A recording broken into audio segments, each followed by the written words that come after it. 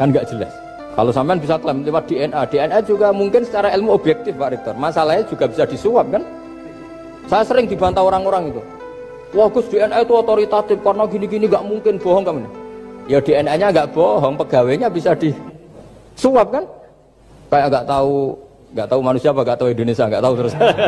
Itu yang sensitif itu, yang mulai wilayah sensitif itu. Assalamualaikum warahmatullahi wabarakatuh. Bismillahirrahmanirrahim. Tabarakalladzi nazzalal furqana ala 'abdihi liyakuna lil 'alamin nadhira. Allahumma shalli wa sallim ala habibika Mustafa Muhammadin wa ala alihi wa sahbihi asmain. Nama ba'du. Yang sangat kita hormati bersama ini ada Bapak Rektor, ada Bapak On, Bapak Rohidin, semua wakil rektor, semua yang ada di sini dan semua muhibbin, semua pecinta ngaji yang saya hormati. Meneruskan ngaji yang sempat tertunda sudah beberapa kali. Saya memang termasuk orang yang sangat menekuni ilmu seperti yang dikatakan Pak Fathul Wahid lagi. Dikatakan lagi berkali-kali bahwa memang penelitian itu saya berkali-kali bilang tidak harus orang-orang pinter banget sebetulnya. Karena perangkat yang disediakan Allah ini juga menyediakan untuk orang-orang bodoh. Dan itu hikmah terbesar dari Islam. Jadi Islam ini bisa difahami orang pinter juga oleh orang-orang yang nggak pinter. Saya punya kenangan tentang ilmu astronomi. Kita belajar falak itu jelimet Pak Fathul Wahid, jelimet sekali. Ketika ada perdebatan misalnya awal Ramadan itu Ahad sama Senin. Saya ulang lagi misalnya Ahad, Minggu sama Senin. Karena kita ini di pesantren kalau bilang Minggu itu kadang dilarang, harus bilang Ahad. Apalagi kiainya Pak Fathul Wahid di Kudus, Kiai Turehan itu fanatik itu, nggak boleh orang bilang Minggu, harus bilang Ahad. Yang lucu itu ada seorang kiai yang sangat fanatik terhadap Islam itu nggak mau kalendernya ditulis kenaikan wafat Isa Al-Masih. Karena keyakinan umat Islam bukan Isa yang wafat tapi Sibeh Isa. Itu di kalender Kudus kan wafatnya dalam kurung Sibeh Isa ya, yang menyerupai Isa. Jadi saking fanatiknya tetap menulis sesuai keyakinan. Saya teruskan. Orang kadang bilang begini, cara orang yang tidak mendalami ilmu. Sama-sama kiai, sama-sama ormas Islam kok beda awal Ramadan. Sehingga jadi debat Ahad atau Minggu sama Senin. Saya punya mak-mak ya, kalau orang sepuh itu yang dulu ikut buyut saya. Jadi saya ini generasi kelima, itu orang itu mu'ammar, ditakdir umarnya panjang.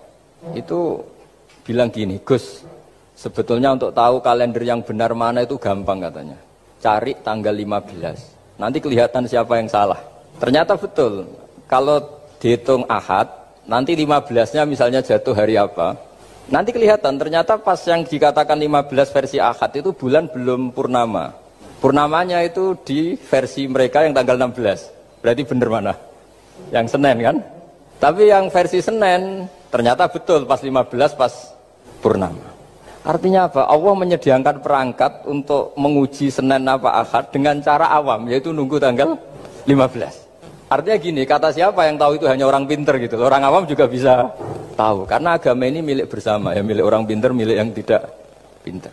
Sehingga dalam pola-pola Islam, di antara madhab Syadzili, madhab Thariqah Naqsyabandiyah, itu beliau di antara kampanyenya gini, kata Thariqah Naqsyabandiyah, Thariqah kami ini yastawi fistifadatiha ar-rijalu wasibyan.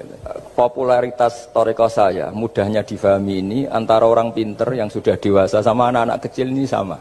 Kenapa demikian? Kalau dalam filosofi kebenaran itu ada pepatah fa'innal haqqa adharu min samsidz dhahirah. Kebenaran itu lebih jelas ketimbang matahari di siang hari.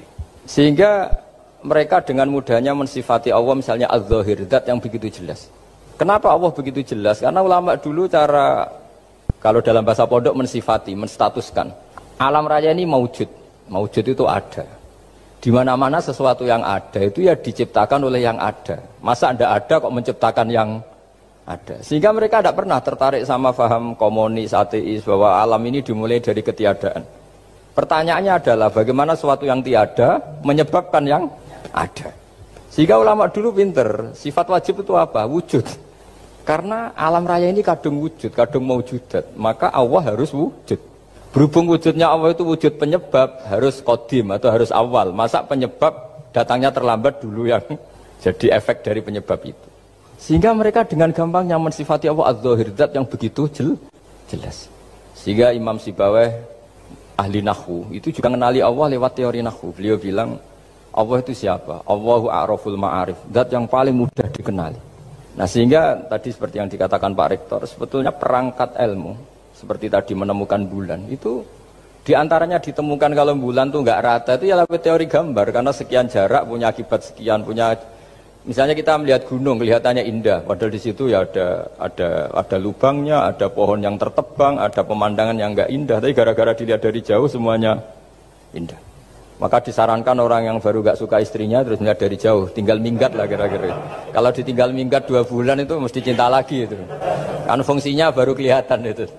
Tapi kalau dekat terus tuh mesti sama neknya lah kira-kira gitu, sama mangkelnya itu. Sehingga itu ya dipakai teori juga dalam silaturahim. Di agama terkenal ada pepatah zuruhiban tasdad hubban. Jadi ya jangan sering ketemu, nanti kamu gampang cinta. Kalau sering ketemu ya gampang bosen lah kira-kira seperti itu. Kemudian teori-teori awam ini dikembangkan.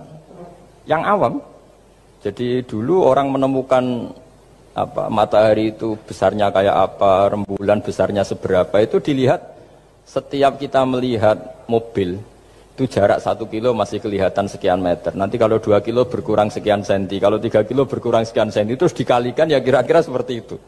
Kalau rembulan masih kelihatan segede itu berarti kali sekian pengurangan tadi, terus ditemukan.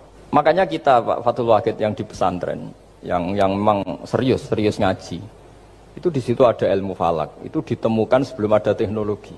Jadi kita tahu gerhana itu lamanya berapa, terus yang kena gerhana sisi mana, terus itu dihitung. Karena dari dulu sains, ilmu itu di atas teknologi. Jadi kalau keyakinan kita di pesantren, teknologi itu hanya menyumbang nggak sampai 30%. Jadi orang bisa menemukan pesawat misalnya itu karena melempar batu, kalau masih ada tekanan batu itu tidak akan jatuh. Padahal batu itu tidak ada mesinnya, asal ada tekanan dia tidak jatuh. Terus dihitung kecepatan berapa yang menjamin sesuatu itu tidak jatuh. Hanya ditemukan pesawat, meskipun mau landing harus tetap banter, karena kalau tidak banter jatuh. Itu dihitung, artinya dari sains dulu baru ditemukan teknologinya untuk gimana supaya tetap kecepatan sekian itu ketika mau landing. Nggak boleh pesawat direm, kalau direm ya jatuh karena tadi seperti batu dilempar, dia agak jatuh ya kalau masih ada tekanan. Sehingga instrumen itu ditemukan juga di bab tauhid. Saya punya kitab namanya Hasyiatut Turmusi, dikarang ulama top Indonesia, namanya Syekh Mahfud At-Turmusi. Itu beliau cerita, Imam Al-Amudi itu ulama top, tapi dia itu unik, tiap ngajar santrinya itu ngajar matematika, ngajar ilmu eksak. Terus ditanya, sampai muridnya itu ragu, ini guruku masuk surga enggak, ini kiai kok hanya ngajar matematika. Ya kira-kira ngajar, ya seperti mahasiswa jenengan kan, ini rektor masuk surga enggak, ngomong teknik terus gitu loh. Tapi gurunya kayaknya enggak terima, diudhoni santrinya itu enggak terima, karena beliau seorang wali. Murid-muridnya itu bermimpi.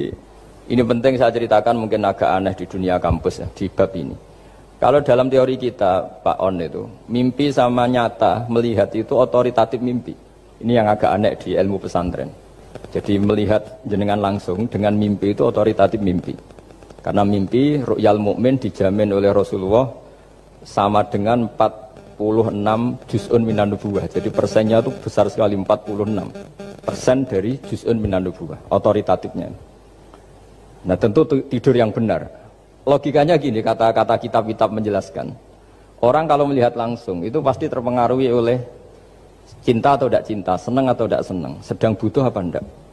Jadi kalau saya sedang butuh dengan Pak Rektor itu melihatnya dengan penuh harapan. Jadi kalau saya sakit mau mati itu senang lihat dokter karena ini harapan, Rektor nggak ngefek gitu kan gitu. Tapi kalau saya politikus ngelihat ketua partai itu lebih respect ketimbang melihat dokter. Jadi gara-gara banyak kepentingan ini melihat itu nggak pernah jujur gitu. Nggak pernah jujur. Jadi kebodohan manusia justru karena melihat itu kalau dalam teori kita. Makanya kalau dalam teori pesantren itu kebalik, anna sunyamun wa idza matu intabahu. Manusia itu hakikatnya tidur, baru setelah mati bangun. Misalnya kita di dunia nganggap uang itu penting, harta itu penting, jabatan penting. Setelah kita mati ternyata yang paling penting itu hanya sujud. Karena kamu itu kenangan ketemu Allah terbaik itu sujud. Yang kita anggap penting di dunia semuanya tidak penting. Yang kita anggap sepele kayak sholat ternyata itu super penting. Tapi sadar itu nunggu nanti di akhirat. Nah saya ini termasuk syukur yang sadar sebelum sampai akhirat. Jadi termasuk orang yang beruntung lah gitu. Nah kenapa mimpi itu begitu penting? Karena tadi ketika orang tidur itu off semua. Sistem sarafnya, sistem apanya. Yang ada hanya pengendalian Tuhan. Karena dia tidak bisa mengendalikan dirinya sendiri. Apalagi kalau tidurnya benar ya tentu pakai wudhu, terus pakai doa-doa, terus menghadap kayak mayit itulah, standar mayit itu menghadap ke kiblat kayak posisi mayit itu. Sehingga dia ada intervensi pada dirinya sendiri, ya tidak punya keinginan dari dirinya sendiri. Kamu kan nggak bisa ingin, wah tidur ingin ketemu wanita cantik kan tidak bisa nentukan gitu. Akhirnya ya benar-benar hanya milik Allah. Apalagi kalau kita bacanya benar, terus pikirannya benar. Makanya uniknya dalam Islam adalah doa mau tidur dengan wiridan setelah sholat itu ajarannya Nabi banyak mau tidur. Wiridan subhanallah 33, alhamdulillah 33, Allahu akbar 33 dan disempurnakan seterusnya itu. Itu ijazah Nabi kepada Sayyidah Fatimah itu untuk mau apa? Tidur. Bismika wada'tu jambi wa bismika arfa'u. Sampai doanya panjang. Allahumma aljatu zuhri ilaika. Panjang sekali doa mau tidur. Saya yakin jenengan ndak hafal dan ndak. Paling ya bismika wada'tu jambi apa? Bismika Allahumma ahyawamu. Itu sebagian ustadz bilang itu doa ngaji katanya. Ada seorang ustadz saking mangkelnya, ibu sudah baca doa ngaji? Belum, tak juara. Bismika Allahumma ahya bismika wa amut. Wah itu kan doa mau tidur Pak Ustadz. Iya biasanya kalau ngaji tidur. Jadi doa itu kalau itu doa mau. Akhirnya mimpi itu penting karena di situ manusia nggak punya nafsu, nggak punya keinginan, sehingga yang ada itu kata Nabi itu ada sittatun wa arba'una juz'an minan nubuwah. Sehingga dulu itu mimpi itu jadi sarana betul. Kita tahu kan cerita orang-orang dulu. Fir'aun itu kurang jahatnya, kurang kelirunya. Dia mimpi ada api dari Bani Israel yang membakar kerajaannya. Dan semua pentawilnya sepakat itu maksudnya Anda akan dihabisin kerajaan Anda oleh bayi dari Bani Israel. Begitu juga raja zaman Nabi Yusuf. Itu mimpi kalau ngalami ada 7 sapi yang gendut dimakan oleh 7 sapi yang kurus. Jadi mimpi itu sarana bahkan dari orang kafir. Karena ya tadi yang preman ya nggak ada premannya, yang soleh ya nggak ada solehnya, semua dikendalikan oleh Allah Ta'ala pas tidur. Sehingga tidur ini menurut agama lebih otoritatif, asal dengan tidur yang benar. Jangan tidur sambil ngerokok terus terbangun karena ininya kena itu. Nah, cerita-cerita unik begini kalau tidak orang pesantren itu tidak tahu. Karena ini memang khas pembalikan satu fakta yang diyakini orang banyak. Sehingga ulama dulu itu cerita, ini saya teruskan. Imam Amudi itu akhirnya murid-muridnya mimpi. Mimpi di situ tanya, Pak Ustadz, Anda masuk surga enggak ketika hidupnya hanya nerangkan matematika? Oh iya, saya bahkan enggak sekedar di surga. Malaikat dikumpulin Allah untuk mendengarkan presentasi saya ngajar matematika. Kata dia cerita, Allah bilang gini ke malaikat, hei para malaikatku, kenapa kamu iman sama saya? Ya karena saya melihat engkau ya Allah, melihat kekuasaan engkau. Tapi imannya orang ini itu melebihi iman kamu. Wah ya tidak bisa, saya melihat engkau langsung, ini tidak melihat engkau langsung. Kenapa begitu yakin seperti yakin kita? Oh iya. Terus Imam Amudi, silahkan ajari matematika. Imam Amudi mulai ngajari matematika. Terus beliau ngajari ya sederhana. Angka 2, 3 sampai ribuan sampai jutaan. Itu bin nisbat ilal wahid, nisbatun wahidah. Yaitu nisbatul far'i ilal asli. Hanya ngajar itu dok. Dunia ini apapun banyaknya variannya, apapun banyak makhluknya, itu semuanya adalah nisbatul far'i ilal asli. Angka 2 ya cabangnya 1, 1 juta ya cabangnya 1, semua itu dimulai dari 1. Jadi di mana-mana hitungan itu dimulai dari 1. Dan 1 ini harus ada, yaitu Tuhan. Matematika akhirnya malaikat, wah keren juga maksudnya. Keren juga maksudnya. Akhirnya Allah bilang, dan itu didawuhkan juga oleh Rasulullah SAW, tuba liman amana bi walam yaroni.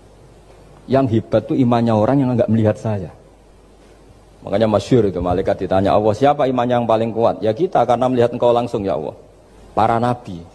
Terus tapi yang dari sekian pertanyaan itu jawab sama, yang paling ajaib adalah umat-umat Muhammad di akhir zaman, enggak menangi nabinya, juga enggak pernah lihat surga neraka, tapi iman sama saya. Dan mereka punya cara untuk imannya itu berkualitas sama dengan kamu para malaikat.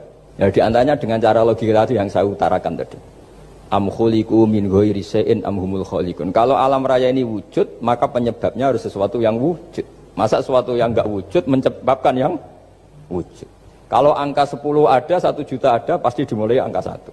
Makanya nisbatus naini wal arba'ah ila ma la nihayata laha, itu semuanya nisbatul far'i ilal asli. Semua angka berapapun jumlahnya itu binisbat ilal wahid adalah nisbatul far'i ilal asli. Itu cara-cara Makanya tadi kajian ilmu itu tidak ada habis-habis. Makanya perasaan saya itu kemungkinan orang Islam jadi ateis itu kecil, Pak Fatullah. Saya punya kitab, ini saya ulang lagi, kitab calon wali. Kenapa saya sering cerita wali? Kalau di kampus itu kan orang inginnya ya jadi dekan, jadi rektor atau jadi menteri lah kira-kira gitu. Kalau di pesantren orang itu cita-citanya satu, ingin jadi wali. Ya supaya majelis ini barokah, saya tidak perlu cerita dunia kampus. Kalau ceritakan corong Jawa nguyai segoro lah. Bongso keinginan gitu kan tidak selera saya, juga ada dunia saya. Supaya sampai dapat ilmu ya saya cerita dunia. Itu kitab, saya punya kitab calon wali lah kira-kira, atau wali sudah wali top. Namanya kitab Tasbidul Fuad, karangannya Sayyid Abdul Haddad. Itu beliau cerita, di antara ceritanya itu unik. Kata beliau begini, saya itu tidak khawatir orang Islam jadi murtad, apalagi jadi ateis. Karena kalimat la ilaha illallah itu sahlatun qoribah, kalimat yang mudah sekali. Sehingga saya tidak khawatir orang Islam yang ketemu orang ateis, ketemu orang macam-macam, asal diajari kalimat ini secara benar. Terus beliau cerita, yang saya takut tuh mereka masalah perempuan dan harta. Kalau iman kayaknya enggak. Singkat cerita yaitu di kitab seperti itu. Singkat cerita saya ketemu banyak orang yang kuliah di McGill atau kuliah di Amerika, di Jerman, mungkin di Norwegia, di mana-mana, di Australia, dan ketemu teman-teman yang di Korea Selatan juga. Mereka itu orang kebanyakan yang nyuwun sewu enggak keluarga kiai, tapi mereka enggak ada yang enggak tetap iman. Ketika saya tanya, kenapa Anda tetap iman? Padahal ada beberapa negara yang lebih stabil, lebih makmur dibanding negara yang mengklaim sebagai negara Islam. Itu cara berpikir ya sederhana. Enggak lah Gus, kayaknya kok Tuhan kok ada tanggal lahirnya? Enggak lah, kayaknya yang namanya Tuhan tuh ya awal lah. Masa pencipta langit bumi dituhani orang yang lahirnya di bumi, kayak enggak lah kayaknya. Jadi ya berpikir sederhana. Padahal ya kurang ajarnya Masya Allah. Anak ini ya dugem ya macam-macam, tapi kalau ditanya disuruh yang lain nggak mau dia. Enggak lah, kayak yang benar tetap Islam. Karena kalimat ini, yaitu tadi eksistensi Tuhan, tadi eksistensi Allah itu, la ilaha illallah itu kalimatun sahlah, kalimatun qoribah, kalimah yang begitu mudah difahami. Kenapa mudah difahami? Misalnya kita ngaji, Tuhan itu siapa? Yang menciptakan langit dan bumi. Dengan misalnya perbandingan Tuhan itu siapa? Yang lahir di bumi tahun sekian. Enak mana cara kita menerima itu? Kan keren yang menciptakan langit dan bumi. Tuhan itu siapa? Yang ada sebelum langit dan bumi. Dengan misalnya Tuhan adalah yang lahir di bumi. Keren mana? Bayangkan kalau kita punya Tuhan Fir'aun. Sudah mati jadi tontonan kan, terus gak keren maksudnya punya Tuhan kok seperti itu. Nah ini yang katanya Syekh Abdul Haddad, kalimat ini sahlatun qoribah. Sehingga kalimat ini pula yang kita dilatih, la ilaha illallah kalimatu haqqin 'alaiha nahya wa 'alaiha namut wa 'alaiha nub'ats atau wa biha nub'atsu insyaallah taala minal aminin. Saya sebetulnya tadi datang itu tidak ingin menjelaskan ini, tapi tadi kata Pak Fathul Wahid, ilmu itu kalau dikaji tambah hari tambah mudah, karena perangkat untuk menemukan bulan itu misalnya nggak rata itu gampang sekali. Pakai teori pemandangan ya bisa, pakai teori gambar juga bisa. Kalau teori pemandangan tadi, kalau kita bisa melihat mobil 2 meter masih kelihatan 2 meter, itu dengan jarak berapa masih orisinil seperti itu. Tambah jauh, tambah tidak kelihatan, tambah jauh. Nah ternyata setelah 5 kilo misalnya tidak kelihatan. Berarti untuk jumlah 2 meter hilang per 5 kilo. Nah berarti kalau bulan masih kelihatan segitu, berarti jarak kita dan bulan kira-kira sekian ribu kilo. Itu bisa dihitung, itu tanpa teknologi. Makanya sebetulnya teknologi itu nyumbang itu nggak sampai 30%. Yang paling banyak ya sains tadi, pengetahuan itu yang kayak tadi orang menemukan pesawat. Itu kontribusi terbesar tetap pengetahuan. Misalnya pesawat dari bahan ini kalau kecepatan sekian kena angin pecah enggak, tetap pengetahuan yang menopang itu. Teknologi kan paling mengantar supaya pesawat kecepatan sekian didorong mesin sekian dengan apa begitu. Pesantren seperti kita ya, saya ini dididik Mbah Mun, dididik bapak saya, buyut-buyut saya, kiai, itu sekali alim, yang alim betulan, itu ya alim betul. Ya karena memang yang repot nih saya yang agak-agak dukun itu ya ribet itu. Penting rambutnya gondrong, terus terkenal gak pernah mandi, terus nanti ada orang tertentu tertarik minta doa, ini yang ribet ini, susah ini sertifikasinya susah ini karena. Tapi kalau kita ini di pesantren yang cara sertifikasinya jelas. Jadi berani jadi Gus harus bisa baca Mu'in gitu, berani jadi Kiai harus bisa baca Wahab. Aturan mainnya jelas kalau di ini. Yang repot tuh yang sebagian itu aturan mainnya tidak jelas, terus promosinya itu pernah datangi menteri loh, pernah datangi, wah ya ribet kalau ukuran keren tuh didatangi apa? Menteri atau pejabat. Saya teruskan ya, karena ilmu itu harus menyelamatkan kita sampai di depan Allah Subhanahu wa Ta'ala. Nah, ketika kita menyifati Allah itu az-zahir, zat yang begitu jelas. Itu kalau kita kan kok begitu jelas padahal nggak bisa dilihat, terus kita sendiri tidak pernah melihat. Tapi eksistensi Tuhan sebagai Tuhan, yaitu al-wajibil wujud, itu jelas sekali karena nggak mungkin suatu yang wujud diciptakan oleh yang tidak wujud. Kenapa harus awal? Masa pencipta datangnya terlambat? Terus juga harus bako itu abadi atau al-akhir kalau dalam bahasa Quran. Masa zat yang superior kemudian kalah sama yang diciptakan. Berarti nanti ada kekuatan besar yang mengalahkan Tuhan. Ya kan ya aneh, kekuatan ini dalam kendalinya kemudian Allah kalah kan tidak mungkin. Makanya disebut al-akhir. Allah pasti tidak ada yang mengalahkan. Terus diantaranya lagi disebut qiyamuhu binafsihi. Kalau dalam bahasa Quran disebut al-qayyum, zat yang berdiri sendiri. Gak boleh Tuhan butuh yang lain. Kalau butuh yang lain berarti bergantung pada yang lain, dan nggak usah jadi Tuhan lah kalau masih butuh yang lain. Sehingga karena kekuatan ini, saya ulang lagi, karena kekuatan ini, ketika anak-anak mahasiswa kuliah di Jerman atau di Swiss, di negara-negara yang lebih bahagia ketimbang negara yang mayoritas Muslim, itu mungkin mereka tertarik sama sistem negara itu karena ada jaminan sosial ini. Tapi nggak pernah tertarik sama Tuhannya negara itu. Karena dihitung-hitung tadi Tuhannya mesti keren kita gitu. Jadi ini cerita ke saya Abdul Haddad. Kata saya Abdul Haddad, kamu tidak usah khawatir lah umat Islam murtad atau jadi ateis gitu. Karena penjelasan tauhid Islam itu begitu jelas. Jadi by design manusia itu pasti nerima tauhid kira-kira gitu. Jadi ini pentingnya adz-dzahir. Jadi Allah itu begitu apa? Jelas. Tapi Allah juga mensifati dirinya al-batin. Nah, al-batin itu gak mudah dikenali. Kenapa? Karena tubuh kita desainnya ini profan, tubuh kita tidak sempurna, rentan. Nah, tentu sesuatu yang tidak sempurna ini tidak bisa melihat zat yang super apa? Sempurna. Kita bisa rusak sementara Allah tidak. Nah karena alasannya tubuh kita ini didesain untuk rusak, maka di surga itu keyakinan para ulama orang bisa melihat Allah karena desain tubuhnya sudah dirubah dari desain profan menjadi keabadian. Sehingga di sini terus ada kelayakan melihat. Itu pun tetap min ghairi kaifin walan hisorin, tetap ya bisa melihat, tapi corong Jawa itu keceluk melihat tapi tidak sampai faham.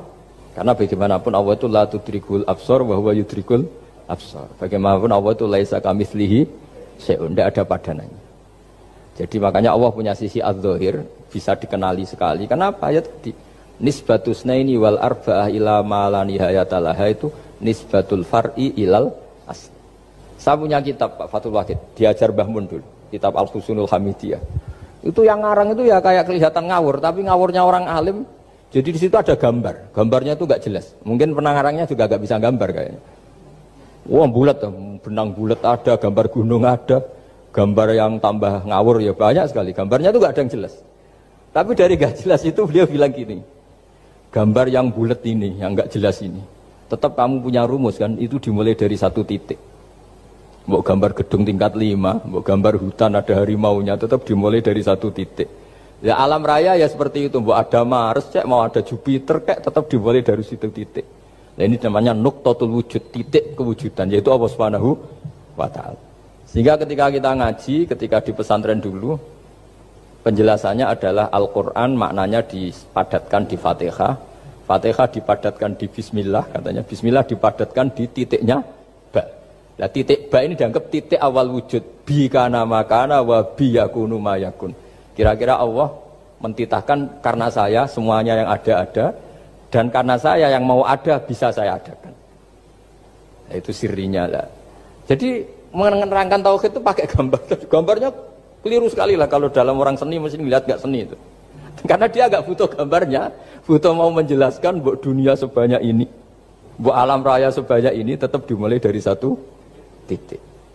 Nah, sehingga di sini ada tauhid qul huwallahu ahad, Allahus samad, dan seterusnya.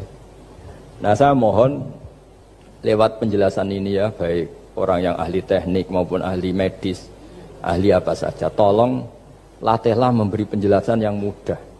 Sehingga agama ini mudah dicerna. Sehingga kalau ini dijelaskan cara mudah beragama itu jadi gampang. Makanya ciri utama agamanya orang-orang baik itu satu.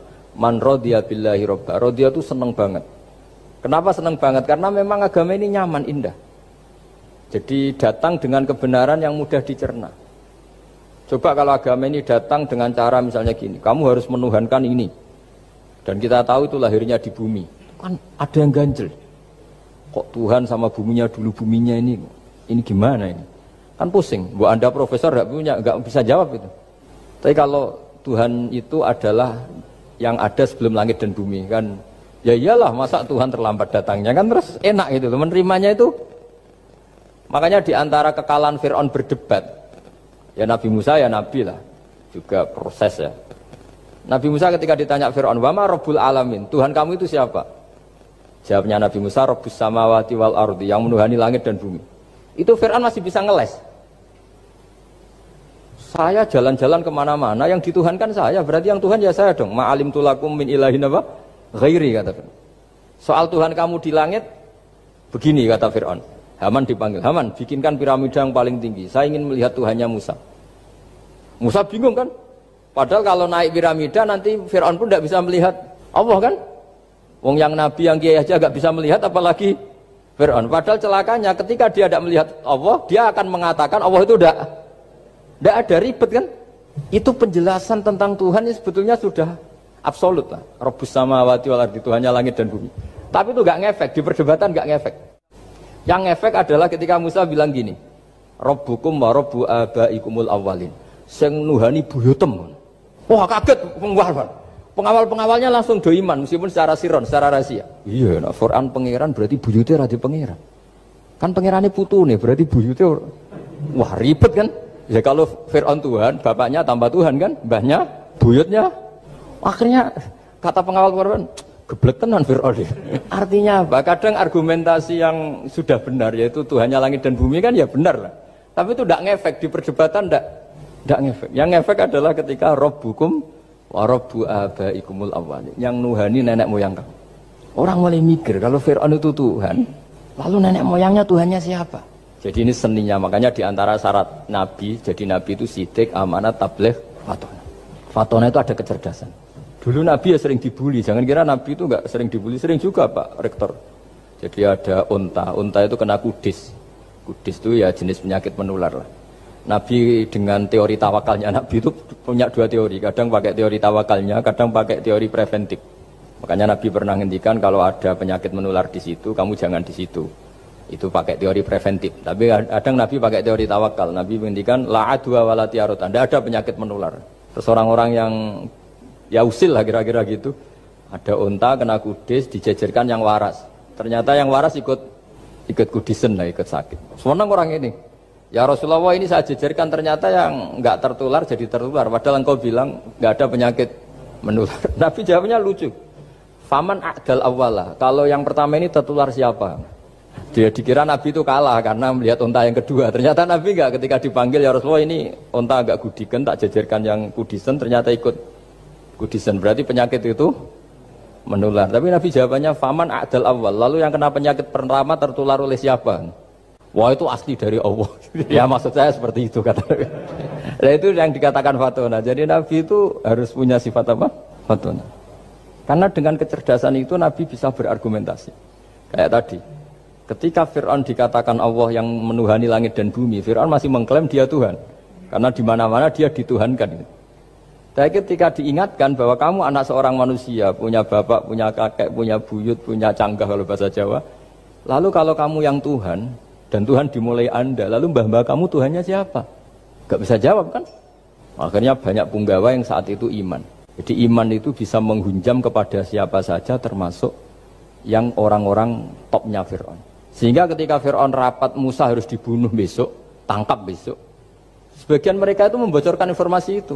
Datang ke Musa, tadi malam kita ikut rapat, keputusannya Anda dibunuh, maka larilah kamu. Itu barokahnya iman. Artinya ya karena logika Musa lebih masuk akal, ya mereka lebih percaya sama Musa. Tapi gara-gara profesi ya tetap kerja, dan yang mulai ribet dunia. mulai ribet. Jadi makanya kamu jangan tanya kaifa hukmul mukmin sing yukhfi imanahu, bagaimana hukumnya orang mukmin yang menyembunyikan imannya demi aman.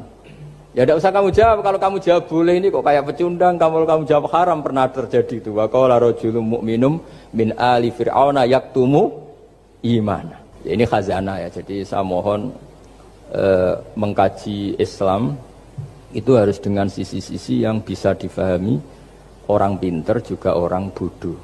Kata Imam Ghazali banyak itu, karena hadatin itu harus difahami orang pinter juga orang bodoh.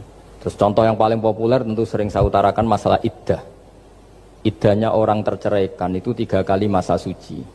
Kalau menurut Abu Hanifah 3 kali masa haid. Orang pinter tahulah kalau perempuan sedang haid, menstruasi pasti sedang tidak hamil. Sehingga kalau dia sudah haid 3 kali ada kepastian tidak hamil. Kalau tidak hamil artinya apa? Nggak ada sperma dari zaut awal, suami pertama yang jadi anak dia. Padahal tujuan iddah adalah nanti kalau di hubungan suami istri sama suami kedua jelas anaknya suami kedua. Tapi kalau andaikan tidak ada iddah kan malam hubungan suami istri, pagi bentrok cerai, terus kawin, kumpul suami istri lagi, terus nanti anaknya itu anaknya siapa? Kan nggak jelas. Kalau sampean bisa klaim lewat DNA, DNA juga mungkin secara ilmu objektif Pak Rektor. Masalahnya juga bisa disuap kan? Saya sering dibantah orang-orang itu. Wah Gus DNA itu otoritatif karena gini-gini nggak mungkin bohong kamu. Ya DNA-nya nggak bohong, pegawainya bisa disuap kan? Kayak nggak tahu manusia apa nggak tahu Indonesia nggak tahu terus. Itu yang sensitif itu, yang mulai wilayah sensitif itu.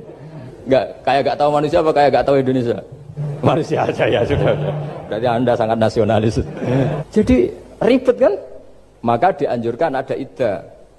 Dengan iddah selesai berarti benar-benar perempuan ini baru atur rohmi, rahimnya steril dari unsur mani zaut awal. Dan kalau 3 kali masa suci itu artinya apa? Kira-kira 3 bulan.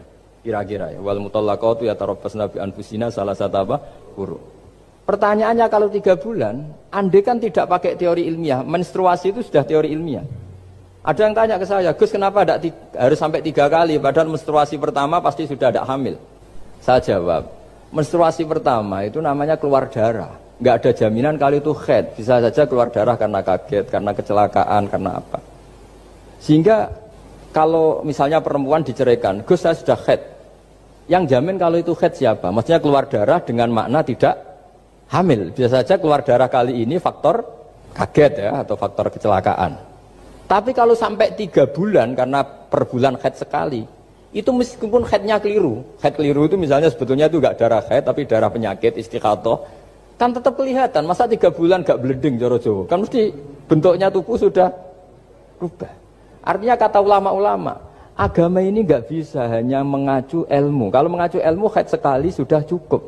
Tapi kenapa harus 3 kali? Karena 3 kali orang awam tahu semua kalau itu sedang hamil atau tidak hamil.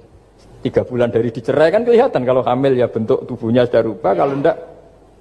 Intinya agama ini harus agama yang mudah difahami orang pinter, juga difahami orang yang tidak pinter.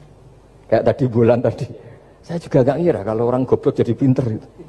Jadi ini cerita ya, jadi supaya kita meskipun di lembaga kampus, di lembaga modern, jangan lupa tradisi-tradisi kebodohan ya diabadikan lah kira-kira itu, karena bodoh itu kadang ya penting. Makanya kalau cerita di dunia wali itu kaca, Anda boleh gak nerima cerita ini, tapi Anda harus percaya kalau kekuasaan Allah itu tidak terbatas. Kenapa orang Madura begitu mencintai kiai? Sebetulnya niatnya ya agak baik, tapi ya nggak baik tapi baik.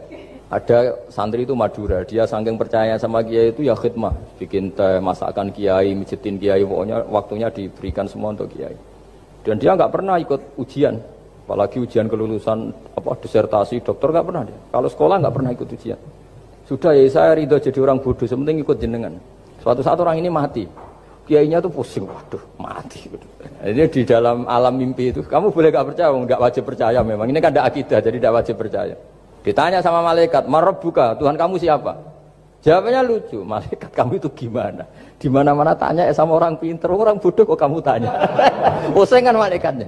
Di mana-mana namanya tanya, itu ya sama orang pinter, masa orang bodoh ditanya? Yang bener aja kamu.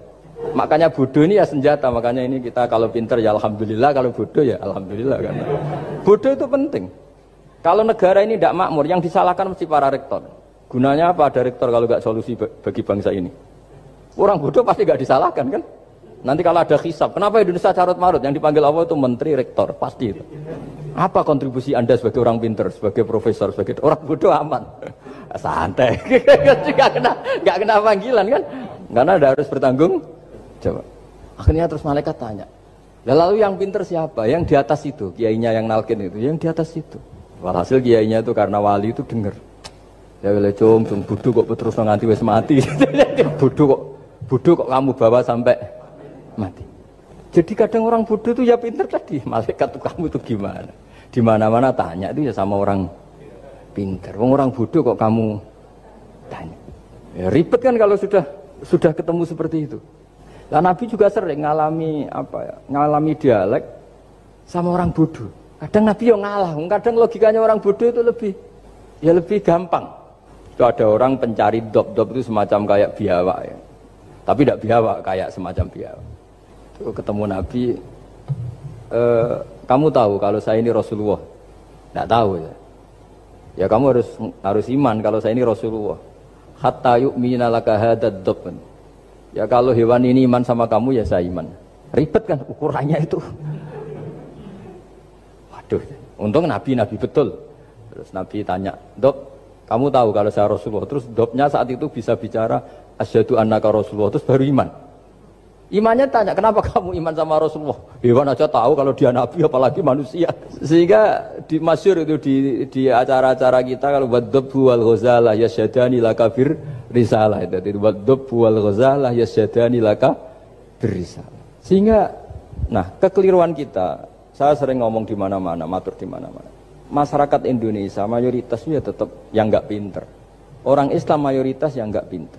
Lalu orang nggak pinter ini diabaikan sehingga mereka tidak jadi energi yang luar biasa untuk mengawal Islam atau mengawal Indonesia. Itu keliru menurut saya. Menurut saya orang-orang yang nggak pinter pun itu punya nurani. Zaman kita dijajah Belanda, itu tidak semua orang rektor, tidak semua orang profesor, tidak semua orang kiai, tidak semua orang alim. Mereka orang-orang yang nggak terpelajar, tapi tetap tahu caranya melawan apa? Belanda, melawan penjajah. Karena tadi manusia ini diciptakan itu sudah punya pengetahuan.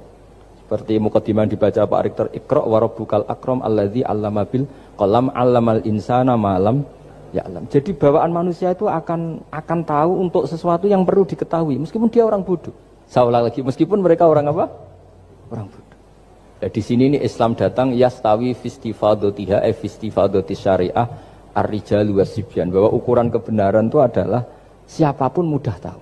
Bahwa angka 2, angka 3, angka 5 itu adalah far'ul wahid, cabang dari angka 1. Fal aslu huwal wahid, yang asli adalah angka 1. Dan 1 ini harus 1. 0, itu ditemukan untuk setelah ada angka 1. Jangan keliru kamu. Tanpa ada angka 1 tidak ada 0, 0, ada gunanya kalau ada 01. Misalnya ada orang bilang, tapi kan ada 0,5, tetap saja harus ada angka 1. Nggak bisa. Kamu bayangkan 0,5 kan karena ada 1. Artinya apa? Kamu bilang separuh dari 1. Tapi itu pun karena sudah ditemukan aljabar. Makanya kalau dalam matematika Arab, mungkin di sini banyak orang eksak. Kalau matematika Arab itu mudah sekali, Pak. Orang Arab itu nggak mau bilang 2,5. Misalnya zakatnya tijarah itu 2,5. Itu kan kalau kita zaman SD kan garap porogapit. Itu orang Arab nggak mau. Saya pernah cepet-cepetan garap matematika, yang ahli matematika sama saya, itu cepet saya. Karena saya pakai matematika bodoh. Justru itu gampang. Kalau orang Arab cara berpikir gini, kalau bilang 2,5 itu rubu'ul usur. Apa? Rubu'ul usur. Dari rubu'ul usur gini, 1/4 dari 1/10. Jadi misalnya 100 1/10-nya berapa? 10. Setelah 10, 1/4-nya berapa? 2,5. Jadi bertahap, rubu'ul usur.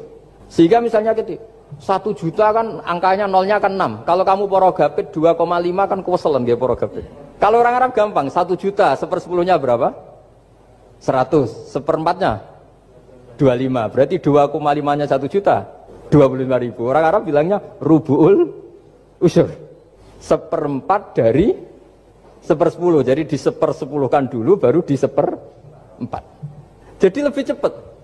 Sampai pakarnya tanya, Gus kok bisa gini? Wah, aku anak kiai ngawur ya.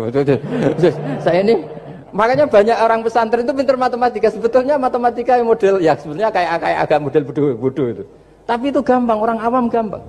Kalau kita kan enggak, misalnya zakatnya zuruk, zakatnya tanaman itu 1/10 atau 1/20. Kalau orang Arab enggak mau 1/10 atau 1/20. Berarti kalau 100 ton atau 100 pintal berarti berapa? 10 atau 5 kan? 1/10-nya 100 berapa? 10. Kalau 1/20-nya 5. Kalau hitung-hitungan di fikih zakat orang modern kan 1/10 atau 1/20. Kalau orang Arab nggak mau bilang gitu. Zakatnya zuru itu al-usyur 1/10. Berarti per 100 ton misalnya 10. Atau nisful usyur, separuh dari 1/10. Jadi nggak mau bilang 1/20, usyur atau nisful usyur. Gampang mana coba? Ya kan, usyurnya kan 10. Kalau nisful usyur 5 atau 1/20. Daripada gawe poro gapit, wah seruat. Jadi kita ini yang kelihatan goblok matematikanya ya pinter juga gitu. Meskipun ya tetap goblok karena ada nekuni gitu. Sehingga di pondok itu ya dulu diajarkan faraid, falak itu ya gampang sekali karena memang hitungan Arab gitu. Kalau bilang 2/3 itu sulusani apa? Jadi 6. 2/3-nya 6 berapa? 6 sulusnya berapa? Sepertiganya 2. Nah, sepertiga itu sepertiga 2 kali. Berarti berapa? 4. Ya, 6 itu 2/3-nya kan? Pokoknya bahasa Arabnya sulusan. Kalau orang terjemahnya berapa? Kalau orang 2 kali sepertiga apa? 2/3. Sulusan itu 2/3. Nah, itu kalau orang Arab bilang nggak 2/3, sulusani. Sepertiga 2 kali. Jadi 6 di sepertiga dulu 2. Nah 2 itu 2 kali. Berarti berapa? 4. Jadi itu. Nah Quran itu ya kira-kira gitu. Jadi kelihatannya goblok, tapi itu pinter itu. Yang porogabit kelihatannya pinter, tapi tidak pinter. Ukuran orang pinter yang mempermudah yang sulit. Jangan mempersulit yang mudah kan itu. Makanya saya bilang ini yang pinter yang mana itu. Saya kembali lagi ke tadi. Jadi agama ini datang dengan sebegitu mudah. Sampai matematika yang katanya sulit itu matematika Islam itu mudah sekali karena tadi. Misalnya kalau 1 miliar zakatnya 2,5% berapa? Kan pusing kan? Tapi kalau kamu pakai teori rubul usur 1 miliar, usurnya 100 juta. Seperempatnya 25 juta. Berarti per 1 miliar. Gampang mana coba sama ngomong itu. Nanti ada yang nyeleduk gampang kalkulator Gus. Ya ribet lagi kan kalau kalkulatornya pas hilang. Atau pas dipakai anaknya belajar daring ribet kan HP-nya.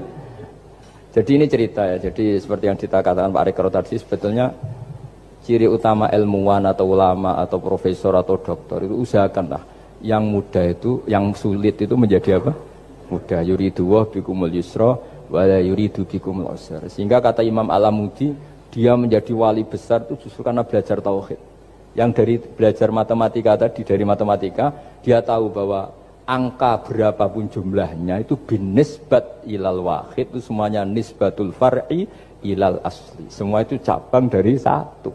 Alam ini kayak apa besarnya, apa Mars ada Jupiter, tetap semuanya nisbatnya ke Allah adalah nisbatul far'i ilal asli. Semua itu diciptakan oleh pokok yang satu, yaitu Allah Subhanahu wa ta'ala. Saya kira demikian. Assalamualaikum warahmatullahi wabarakatuh. Assalamualaikum warahmatullahi wabarakatuh. Mohon berkenan Gus, saya mau bertanya. Karena saya bodoh akan bertanya kepada yang pintar ini, biar nggak disalahkan. Mana ya langsung ke pertanyaan, lebih penting mana antara pintar dengan cerdas? Karena ada anekdot Madura itu, ya, karena orang Madura kan terkenal anekdotnya ya. Pada suatu saat di sekolah SD itu ada upacara, kemudian ada di anekdot itu ada menteri yang menanyakan kepada salah satu guru bahwa tiang bendera ini berapa tingginya. Oleh guru itu manggil murid untuk naik ke tiang bendera itu untuk mengukur tingginya tiang bendera itu. Kemudian sama seorang pejabat itu ditegur, kenapa susah-susah dinaikin tiang bendera itu? Enggak ditidurkan aja biar tidak mengundang bahaya. Dijawab oleh seorang guru tadi, lah tadi Bapak kan menanyakan tingginya tiang bendera. Kalau ditidurkan itu bukan tingginya tapi panjangnya. Nah ini itu kan panjangnya bukan tingginya. Jadi kalau menanyakan tingginya maka harus dinaikkan dulu, gitu. Diukur ke atas. Nah itu terkait dengan anekdot itu saya bertanya itu ya penting mana atau lebih utama mana antara pintar dengan cerdas. Terima kasih Gus. Ini karena pertanyaannya anekdot, saya jawabnya juga anekdot. Itu kalau kita di pesantren itu gudangnya, itu kan Biasanya korbannya orang Madura tuh, kasihan juga sama orang Madura. Itu kalau mereka ketangkep polisi ditanya, sudah tahu ini pelanggaran, tahu Pak? Kenapa tetap melanggar? Gak tahu Bapak di situ sih. Jadi itu kan cerminan pikiran kita semua. Kalau gak melanggar itu bukan karena takut aturan, takut ketangkep polisi. Sudah tahu kalau pelanggaran, tahu Pak? Kenapa melanggar? Gak tahu Bapak di situ. Ribet kan? Nah, tapi sebetulnya jawaban dari pertanyaan jenengan itu ya sebenarnya Anda pasti tahu lah. Ini kan antara cerdas dan pinter itu mungkin ya pinter itu ya cerdas, cerdas ya pinter. Yang jelas mengetahui sesuatu yang semestinya itu ya kecerdasan, dan mengetahui itu ya namanya pinter gitu. Cuma tadi yang menterinya memang tanyanya ketinggian, di mana-mana yang bentuk tinggi itu ya begini gitu kan. Kalau begini orang sudah bilang bentuk panjang gitu. Jadi ya dalam hal ini ya pinter dan cerdas anak SD tadi yang naik tadi. Karena ya tetap dia memang benar-benar ngukur ketinggian itu, bukan kedataran. Nanti lama-lama ini bukan panjang Pak, tiduran. Tapi itu memang di beberapa dunia wali itu dunia yang memanfaatkan kepintaran dan kecerdasan. Misalnya banyak wali yang ibadahnya itu biasa. Ditanya, kenapa kamu ibadahnya biasa? Loh, Allah itu enggak diuntungkan oleh ibadah saya. Ya sudah, saya ibadah standar saja lah yang wajib-wajib. Makanya di dunia wali itu lebih ngeri guyonannya. Ada seorang wali doa di multazam, ya Allah ampuni dosa saya, ampuni, dan ini tempat mustajab, saya berdoa supaya saya tidak dosa lagi. Itu jawabannya unik. Kalau orang tidak dosa, sifat ghafur saya nganggur. Jadi saya ini ghafur itu pemaaf. Kalau nggak ada yang salah, lalu ini gimana ini? Nggak ada objeknya lah kira-kira gitu. Jadi hubungan wali dengan Tuhan dulu itu ya asik, karena ya memang agama ini datang dengan keasikan. Makanya disebut halawatal iman. Halawah itu nyaman, indah. Makanya Nabi itu kalau mensifati sholat, wa qurratu aini fi sholat, nyaman saya ketika sholat, karena Allah itu jamil, Allah itu indah, sehingga ya nyaman. Loh, saya itu kalau mikir mati itu Pak Rektor itu ya takut kadang-kadang, wah dikubur terus ditinggalkan gitu, ribet kan. Tapi kalau setelah saya ngenangen, dulu ketika saya janin di perut ibu ya nggak tahu cara hidup, ternyata saya hidup dengan cara yang saya nggak tahu. Wong bisnis agak bisa, kerja agak bisa. Kamu ketika jadi janin kan sudah ada nyawanya, sudah hidup. Kamu bisa ngelola hidup kamu di situ? Tidak bisa kan? Ternyata bisa hidup. Makanya Allah mengingatkan wa id antum ajinnatun fi butuni ummahatikum. Kalau kamu janggal hidup kamu di kuburan, apa kamu tidak pernah hidup di kuburan? Yaitu ketika kita masih janin di perut ibu. Kalau ibu kamu senang renang, ribet kan, sudah dalam perut, orangnya renang lagi. Udah gitu. Kadang-kadang ibu kamu sembrono, sudah ada janin masih goreng-goreng. Kalau kepeletian gimana itu? Tapi Allah tahu cara ngelola kehidupan kita zaman masih apa? Janin. Ya kita hidup, ya ada bayi yang gendut, bahkan sampai disesar karena saking gendutnya. Wah itu bayi tauhidnya tinggi, itu sudah tahu kalau yang ngurusi Allah. Dapat saja ada sampai gendut. Ya artinya kalau sedang lihat itu ya sudahlah. Zaman saya hidup ketika janin ya tidak tahu caranya hidup. Ternyata ya hidup. Ketika kita jadi zigot, jadi apa, masih mani, masih sperma, nggak tahu caranya jadi orang, ya tahu-tahu jadi orang. Kita nggak tahu kenapa mani yang gitu ada jadi rambut, hidung, jadi macam-macam. Setelah besar ya tahu proposal, tahu bulat, macam-macam. Wah. Makanya kalau kiai itu pinter anekdot. Saya pernah disewani istri Pak Rektor, melarat sekali, melarat betul. Melarat jelek, kebetulan yang tanya saya itu jelek. Wah beneran ya kata saya. Istri perempuan. Gus, suami saya itu miskin Gus, doain kaya Gus, supaya hidup saya itu enak. Terus tak guyonin. Nanti kalau suami kami kaya, pertama yang dievaluasi, rumah Gus ganti, ya rumah diganti, mobil diganti, lama-lama yang diganti kamu. Karena apa? Rumah sudah bagus, mobil sudah bagus, yang nggak bagus itu kamu. Pasti diganti, tak jamin itu kata saya itu. Terus dia bilang, ya udah nggak usah Gus. Jadi untuk, karena saya ini ya mikir, saya ini kiai kan jaga image, sampai saya doakan tidak mandi kan jatuh. Ya sudah mendingan itu, mendingan tak kasih pengertian itu. Kalau suami kamu sudah kaya, kamu ganti apa? Rumah kan, terus mobil kan. Lama-lama yang dievaluasi apa? Oh kamu pasti apa? Istri kan. Jangan-jangan trennya orang kaya kan gitu kan. Trennya orang kaya kan, ya gitulah. Terus dia udah nggak usah. Jadi artinya itu kecerdasan. Kiai gitu itu kecerdasan. Karena kalau doa tidak mesti mustajab juga kan. Udah kiai top gitu, doanya ngobos juga kan, ribet kan. Akhirnya ya sudah gitu aja. Ya saya kira demikian. Bismillah. Assalamualaikum warahmatullahi wabarakatuh. Gus, saya yang bertanya, tadi antum sempat membahas tentang sifat-sifat Allah yang sempurna. Beberapa hari yang lalu ada teman saya yang tanya ke saya, Mbak Nafilah, kebetulan anak ini memang baru hijrah gitu ya, baru belajar Al-Quran, baru baca-baca. Dia tanya, Mbak Nafilah, Allah itu boleh nggak disifati sama sifat yang mohon maaf kurang baik seperti makar, penipu atau yang lain? Karena Allah kan sangat sempurna. Dan dia kebetulan waktu itu dia lagi menyebutkan ayatnya ke saya yang wayamkurullah wayamkuruna gitu. Wa makarullah wallahu khairul makiri. Wa hum la yash'urun. Nah, di situ dan di surat Al-Anfal juga ada ayat yang tentang Allah itu sebaik-baiknya tipu daya gitu, mempunyai tipu daya yang sebaik-baiknya. Nah, itu kan menunjukkan kalau Allah itu punya sifat tipu daya. Jadi dia waktu itu agak ngotot ke saya, berarti Allah juga bisa dong disifatin sama sifat yang jelek-jelek yang seperti itu Mbak Nafilah gitu katanya. Menurut antum itu gimana? Saya juga masih belum jawab sampai sekarang pertanyaannya teman saya itu, karena saya masih bingung gitu. Jadi saya tanya sama Gus gitu, mungkin ada pencerahan gitu buat saya menjawab gitu. Terima kasih. Assalamualaikum warahmatullahi wabarakatuh. Nah, itu begini ya, jawab seperti itu rileks saja. Yang jelas jenengan harus terima kasih sama yang tanya, nganggep jenengan pinter itu. Sampai tanya itu berarti nganggep jenengan pinter. Itu satu prestasi, itu orang nggak semua orang ditanya itu. Itu begini ya kalau dalam ilmu balaghah. Makanya saya ini kan pengajar ya, pengajar fikih juga pengajar balaghah, juga pengajar tasawuf, pengajar mantek. Kalau di pesantren kan memang semua itu diajarkan Pak Fatullah.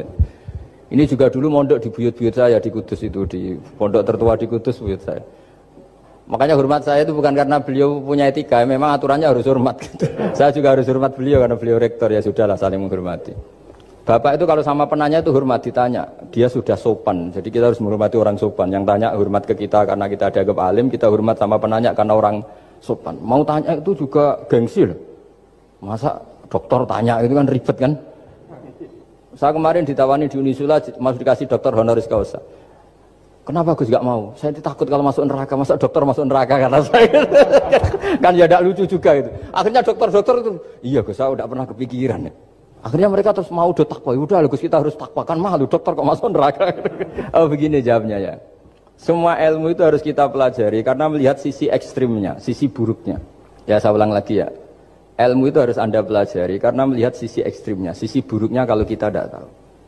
Sehingga dengan cara itu kita tahu secara serius. Misalnya nikah sekali gak sah kategorinya zina. Misalnya. Kenapa anak angkat dilarang oleh Islam? Saya ulang, kenapa anak angkat dilarang oleh Islam? Kalau mau baik saja, tapi gak perlu ada anak angkat. Karena apa? Sekali perempuan ini tadi ditulis misalnya binti Fathul Wahid, binti Bahauddin, itu nanti di KUA itu dikira itu walinya. Padahal hakikatnya tidak walinya. Maka enggak. Nah, ketika ini menikahkan, nikahnya sah enggak? Enggak kan? Karena dinikahkan oleh orang yang hakikatnya tidak walinya, itu satu. Sisi ekstrim kedua adalah ini nyata pernah terjadi. Anak ini kuliah terus pacaran. Ternyata pacaran sama kakak kandungnya. Jadi itu ceritanya ada anak dari Bojonegoro tipe anak angkat sama orang Jakarta. Singkat cerita sama-sama dewasa kuliah. Sampai pacaran, sampai mau kawin. Nah, pas mau kawin itu yang lamar adalah Pak D-nya. Pak D yang Bojonegoro datang ke Jakarta. Terus dia ngetik, ini kok rumah yang dulu saya titipin ponaan saya. Ternyata itu adik kandung. Karena si adiknya tadi pakai binti langsung yang Jakarta. Sehingga anak Bojonegoro perasaannya pacaran sama anak Jakarta. Nah, di sini kelihatan betapa hebatnya Islam ketika benar-benar melarang anak angkat dengan makna menasabkan. Kalau dengan makna kasih sayang nggak apa-apa ya, tapi kalau dengan makna menasabkan nggak boleh. Paham ya? Karena ada sisi ekstrim nanti bahayanya tadi. Terus, nah ilmu balaghah juga gitu. Di antara sisi ekstrimnya ilmu balaghah adalah kalau kamu tidak memahami balaghah, maka kamu akan mengatakan Quran ini bohong. Karena kamu tidak tahu tasbih itu apa. Terus misalnya gini, Allah memaklumatkan di Quran bahwa orang kafir itu sumum bukmun umyun. Sumun artinya itu budak, tuli. Bukmun artinya bisu. Umyun artinya buta. Itu kalau kamu nggak ngerti balaghah, maka faktanya apa? Ternyata orang kafir tidak tuli, tidak bisu, tidak buta. Tapi kalau kamu ngerti balaghah akan tahu ini tasbih yang baligh, perumpamaan yang sempurna, kesusastraan. Jadi kalau orang muji Nabi itu nggak boleh bilang anta kasamsi, itu kurang keren. Kamu ibarat matahari, kurang keren. Kafnya dibuang, anta samsun, anta badrun, kamu matahari, kamu rembulan. Nah, kalau orang sedang pacaran itu kalau bilang kamu ibarat bunga, itu kurang keren. Wah kamu ya bunga saya itu kan, terus keren kayak. Nah itu balaghah. Nah di antara balaghah itu ada namanya wal ityan bil kalimah lil musyakalah. Jadi mendatangkan kalimat bukan dengan makna semestinya tapi lil musyakalah. Musyakalah itu perimbangan. Wa makaru wa makarawah. Mereka bermakar dengan tipu daya. Wa makarawah, dan Allah pun melakukan itu. Berarti Allah menipu daya mereka. Ya enggak. Kalau dilakukan orang baik itu namanya kecerdasan. Tapi kalau dilakukan orang dolim itu namanya tipu daya. Jadi misalnya gini, ada orang bikin alarm supaya maling itu terdeteksi atau pakai CCTV, itu namanya kecerdasan. Tapi kalau maling pakai CCTV untuk kalau nyolong ngerti pergerakan yang punya rumah. Jadi sama-sama melakukan itu, tapi beda. Sama mati juga gitu. Ketika kita pecundang, matinya mati sangit gitu. Tapi ketika kita pahlawan, matinya mati syahid. Artinya ya sama-sama mati. Nah, di balaghah itu ada istilah musyakalah. Musyakalah itu, ayat itu sebenarnya banyak, Mbak. Ada yukhadi'una Allaha wa huwa khadi'uhum. Wa yamkuruna wa yamkuruwah. Wa makaru itu banyak. Jadi di antara sisi yang harus kita pelajari dari ilmu balaghah adalah kalimat itu banyak yang tidak semestinya. Ya tadi, misalnya kita bilang, coba kamu jalan dulu. Kalau kita bawa mobil, maksudnya mobil itu jalan, kita duduk. Tapi kalimatnya tetap, sudah kamu jalan dulu. Mau naik mobil kok dibilang jalan. Jadi berdiri juga gitu. Ya yuhal muddatsir kum fa'angzir. Kum berdirilah kamu. Berdiri maknanya mengurus sesuatu yang serius. Itu orang Arab bilang berdiri. Sehingga disebut wayuki munas sholat. Dan mereka mendirikan sholat. Apa semua sholat itu bentuknya berdiri? Nah, nuruti cangkem elek kan protes. Makanya begitu juga sholat. Sholat itu harus menghadap kiblat. Yang benar aja. Kalau pas sujud menghadap apa coba? Menghadap tanah kan? Jadi kalau nurutin bahasa ini nggak ada yang benar gitu. Maka berhati-hatilah dalam bahasa. Karena bahasa itu nggak jelas. Kalau kamu sedang senang istri kamu, mesti bilang gini, wah saya cinta kamu karena kamu cantik. Harusnya istrinya tersinggung.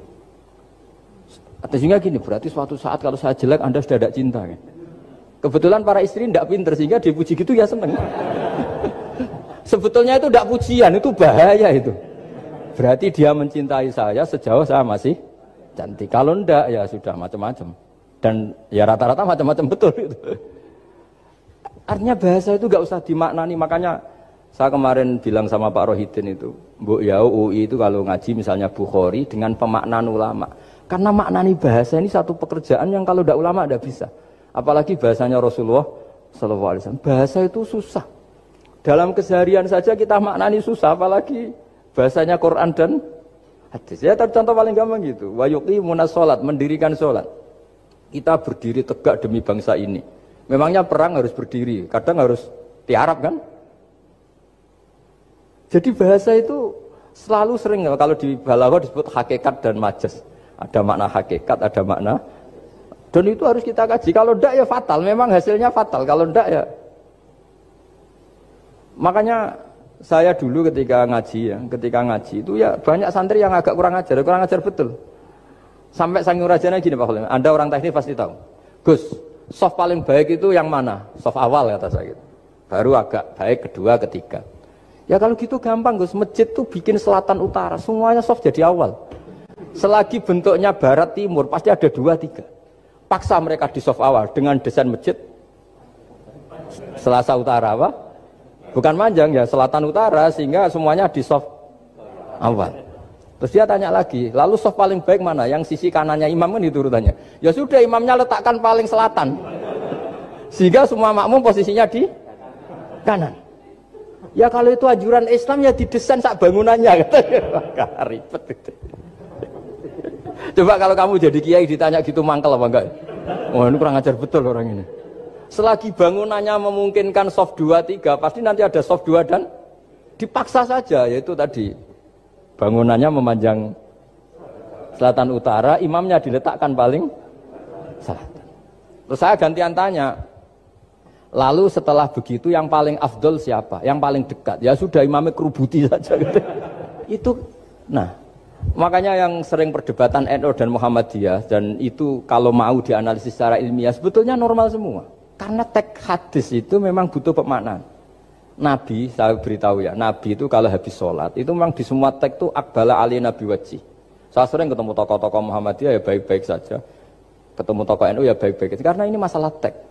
Saya ulang lagi, karena Rasulullah SAW idan sorofa min sholatihi akbala alai nabi wajih.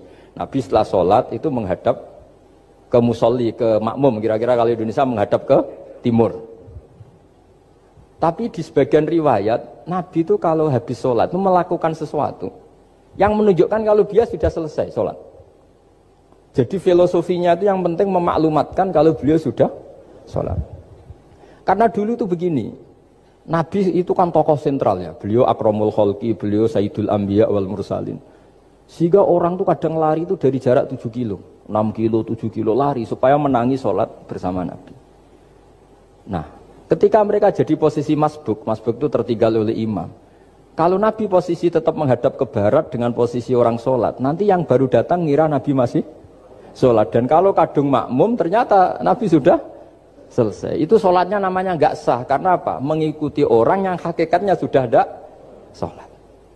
Terus semenjak itu jadi ilmu. Maka kesunatan bagi imam setelah salam harus memaklumatkan ke hadirin kalau sholatnya selesai. Itu bisa dengan gerakan menghadap ke makmum atau menghadap ke utara atau apalah pokoknya.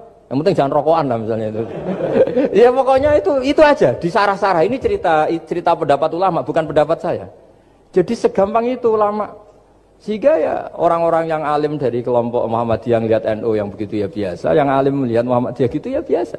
Karena kita ini masalah teks. Apa? Masalah teks.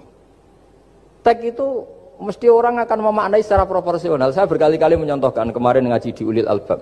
Wa ma min amin illa wa yukhayyalu takhsis. Tidak ada kalimat umum kecuali terbayang khususnya. Enggak boleh kalimat selalu umum. Misalnya saya contoh paling gampang itu tadi. Cong nak melaku job lengaan itu. Kalau jalan jangan toleh kanan toleh itu. Semua ilmu adab pasti begitu. Tapi kalau di jalan raya tetap gak melengak. Tapi itu gak diutarakan oleh orang tua kita karena anak ini pasti paham lah kalau mau nyebrang jalan ya harus.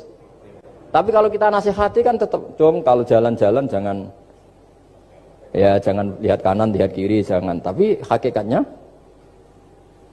sama. Cong kowe nak sholat sing anteng tuh kan gak gerak. Wah ya gak sah lah, tahu gak rukuk gak sujud, anteng aja. Ada ini cerita. Jadi kalimat itu sesuatu yang pemaknanya itu pasti proporsional gitu. Kalau kamu sholat dinasihati gimana? Sing anteng. Ya sholat kalau anteng sah nggak kira-kira? Gak sah kan berarti gak rukuk gak sujud kan anteng aja dia. Ya sama saya berkali-kali nyontohkan istri kamu kalau sedang baik dengan kamu, sudahlah Pak kamu ingin apa saja tak dukung. Bilangnya apa saja. Tapi kamu jawab saya ingin poligami. Wah perkara itu. Padahal bilangnya apa saja, maksudnya kecuali itu kan gitu. Ya makanya ini cerita lah. Quran itu ada sekian kalimat yang maknanya itu proporsional. Seperti wa makaru. Jadi misalnya gini ya, contoh paling gampang yang populer. Nabi di Gua Thur. Gua Thur itu ya gua Arab ya. Kedalamannya enggak banget dalam. Terus Allah merekayasa itu dengan cara ada laba-laba yang masang jaringnya di situ. Terus ada burung dara yang di situ. Itu ya disebut makruh, rekayasa Tuhan. Tapi orang pasti sepakat itu namanya kecerdasan. Karena orang kafir yang mengklaim dirinya cerdas, dirinya terlatih, dirinya ahli mendeteksi musuh, ternyata hanya ditipu seperti itu, nggak tahu. Nah karena ini pekerjaan kesalehan disebut kecerdasan. Apa disebut? Tapi andaikan sebaliknya, nyuwun sewu, ada orang lari dari kejahatan, terus merekayasa seperti itu disebut rekayasa karena bentuknya kejahatan. Jadi ada sesuatu yang sama, tapi ketika dilakukan orang soleh itu baik, karena nanti itu disebut kecerdasan. Kalau dilakukan orang dolim itu buruk, karena itu disebut rekayasa. Ya kira-kira seperti itu. Dari Bapak Kristiano Sulistianto, Gus, bagaimana dengan orang bodoh yang dijadikan sebagai pemimpin? Bagaimana dengan pertanggungjawabannya? Sekian. Begini ya, kalau bodoh dengan makna kita ini kan biasa mengkaji Quran ya, terutama kita yang di pesantren, yang dosen VAI atau siapa saja yang nekuni ilmu Quran. ada sisi manusia itu punya sifat permanen yang oleh Allah disebut wa kanal insanu dzaluman jahula. Manusia itu banget bodohnya kata Allah. Sudah banget bodohnya, banget dolimnya. Sehingga kita bilang bodoh itu sebetulnya bukan ngenyak ya. Ya memang manusia mau tidak mau harus bodoh lah. Teorinya gampang, yang perlu diketahui itu kan banyak. Toh kita harus dititipi ilmu hanya sedikit. Dari yang banyak tahu sedikit itu namanya apa coba? Bodoh kan? Jadi sifat bodoh itu tidak perlu kita hindari banget. Mbok kita sudah alim, sudah alama, sudah apalah, tetap ada saja yang kita tidak tahu kan. Lalu pertanyaannya gimana kalau orang bodoh itu mimpin? Bodoh apa? Kalau bodoh tentang uang ya bagus. Makanya Nabi pernah ngendikan aksaru ahlil jannah al-bulhu. Nanti penduduk surga terbanyak itu orang-orang bodoh. Misalnya ada rektor, menteri, pejabat, gak pernah korupsi. Itu teman-temannya bilang pinter apa bodoh? Teman yang kroni itu bilang apa? Bodoh kan? Oh punya kesempatan, oh tidak diambil. Itu namanya bodoh. Tapi kalau malaikat bilang ini pinter gitu, karena bisa mengendalikan apa? Nafsu. Makanya kalau pertanyaannya gimana hukumnya orang bodoh yang mimpin? Bodoh apa? Kalau bodoh cara mimpin ya memang keliru betul. Wong bodoh cara mimpin kok tetap mimpin. Tapi kalau dia bodoh, nggak tahu caranya korupsi, nggak tahu caranya selingkuh, nggak tahu caranya nggak bener, itu ya pinter itu. Karena Nabi itu yang unik kadang muji itu aksaru ahlil jannah al-bulhu, masyhur hadis itu. Kebanyakan penduduk surga itu orang-orang bodoh. Sampai Mbah Mun tuh kalau guyon ya lebih guyon dibanding jenengan. Kata Mbah Mun gini, aku itu saake, suar wargane wong-wong bodoh, saake, kenaan malaikat. Kan di surga itu orang akan dikasih sesuai keinginannya. Wong desa-desa itu taunya makan enak kan jadah, terus uduk gitu. Terus bayangkan cantik tuh ya orang ya kayak gitulah orang desa rodok melek sidik ya cantik, terus bangir sidik ya cantik. Karena surganya memberi yang diinginkan, akhirnya menunya ya itu saja. Karena dia kan nggak pernah makan pizza, terus nggak pernah melihat orang cantik Pakistan, Turki, jadi seleranya ya itu. Jadi kata Bamun, mulane wong sing pengalaman, jadi kok surgane mewah. Itu kan bayangkan kamar mandi mungkin ya kamar mandi di kampungnya kan itu udah bagus ini. Ya saya tidak tahu apa betul begitu apa enggak, ini guyon itu. Nah bodoh ya seperti itu. Jadi kalimat bodoh itu ada bodoh beneran, itu memang bener-bener bodoh. Tapi di beberapa ilmu tasawuf, bodoh itu kadang dipuji. Yaitu tadi aktaru ahlil jannah al-bulhu. Kebanyakan penduduk surga itu orang bodoh ya kayak kita. Kalau kita rektor atau menteri keuangan atau pejabat kok tidak korupsi, itu kata teman-teman KKN kita itu apa namanya? Bodoh kan, ada kesempatan kok enggak dimanfaatkan. Tapi kata orang-orang baik itu pinter. Pemimpin ya gitu Pak Rektor. Jadi saya merasakan jadi kiai. Saya itu nggak suka mimpin. Karena sebetulnya takut kalau orang ini tidak mandiri. Semua kok tanya kiai, semua tanya. Ya kadang orang saking percayanya kiai itu ngasih nama anaknya saja tanya kiai. Padahal bisa baca kitab. Kadang ya dia doktor dari Al-Azhar. Ya kamu itu ngalim kok nama saja tanya kiai, apa memang kamu nggak bisa? Wah biar barokah Gus kalau nama dari jenengan, ribet kan? Ini kan ribet. Akhirnya saya tidak mau, barokahnya tidak mau itu terus mereka mau memberi nama sendiri. Makanya kata bapak saya itu kalau ono imam masjid wis tuwek ngimami terus itu gak istiqomah hak jenenge, mau digenti. Jadi artinya kalau ada seorang imam masjid tuwek sudah batuk masih ngimami saja. Di satu sisi itu pinter ya, di mana-mana kalau ada yang tua sama yang muda ya didahulukan yang tua. Tapi kalau pertanyaannya itu kalau di bab adab. Tapi kalau nanti temanya regenerasi, ini tersangka enggak? Ya saya ulang lagi ya, ada imam tua, sudah batuk-batuk. Kalau temanya akhlak dibenarkan, di mana-mana kalau ada yang tua yang jadi imam ya tua. Tapi kalau temanya regenerasi, tersangka kan dia. Lah ini lainnya gimana ini kok enggak regenerasi? Artinya gini, makanya saya bilang kalimat bodoh beneran apa bodoh yang relatif nisbi. Jadi manusia itu seperti itu, makanya disebut wakanal insanu zaluman jahulah. Di bab adab dia benar jadi imam, tapi kalau babnya regenerasi salah. Makanya kalau jadi pemimpin berkali-kali, makanya benar Indonesia dibatasin 2 periode. Harusnya kalau teori pengalaman, benar mana presiden ketiga sama kedua? Benar ketiga kan lebih punya pengalaman. Tapi kalau dibalik, pakai teori regenerasi, memangnya orang Indonesia hanya dia tok yang bisa jadi presiden. Tapi kalau pertanyaannya, yang belum pernah jadi presiden sama yang pernah jadi presiden, kira-kira mimpinnya tahu mana? Ya kalau ya manusia itu bisa dibolak-balik gitu. Makanya saya berkali-kali bilang agama yang urusan sosial itu tidak ada pakemnya. Gimana hukumnya orang soleh berteman orang fasik yang dugem yang apa? Buruk. Enggak boleh orang soleh berteman orang fasik, takutnya ketularan. Tapi kalau dibalik, boleh enggak orang soleh membina orang fasik? Boleh, bisa bina kalau berteman. Kamu bisa bina orang tanpa berteman? Enggak bisa. Tapi kalau pertanyaannya, boleh enggak orang baik berteman orang buruk? Enggak boleh kan? Takut terkontaminasi. Tapi kalau dibalik, boleh enggak orang baik membina orang buruk? Boleh, bisa bina kalau berteman. Boleh enggak berteman sama orang buruk? Jadi makanya di sini ini kalau sudah sosial itu ada muktadul hal namanya kalau dalam pesantren itu. Konteksnya apa? Apa? Konteksnya apa? Makanya sekarang ada Covid itu juga gitu. Wah ini enak copet itu. Polisi nggak boleh nangkap, jaga jarak Pak. Jadi kalau nyopet ya sekarang, kalau maling sekarang. Kalau mau ditangkap saya positif. Itu kan ribet kan. Jadi, itu betul benar nyata. Saya kan punya santri polisi banyak Pak. Kemarin saya ke Semarang cerita. Yang cerita itu reskrim, dia kasat. Itu cerita. Kemarin tuh ada Gus maling sudah ditangkap lepas. Itu yang jenis positif. Itu gak ada yang berani nangkep itu. Jadi polisi hanya ngepung tok. Bingung gitu. Polisi takut mah positif orangnya. Dikepung, pokoknya kalau lari tembak sambil nunggu tim APD yang lengkap baru ditangkap. Ya. Terus rungokno gitu. Jadi problem utama Kanjeng Nabi Muhammad sallallahu alaihi wasallam ketika memaklumatkan diri jadi nabi niku piyambak ini wong Arab. Arab niku tiyang Mekah.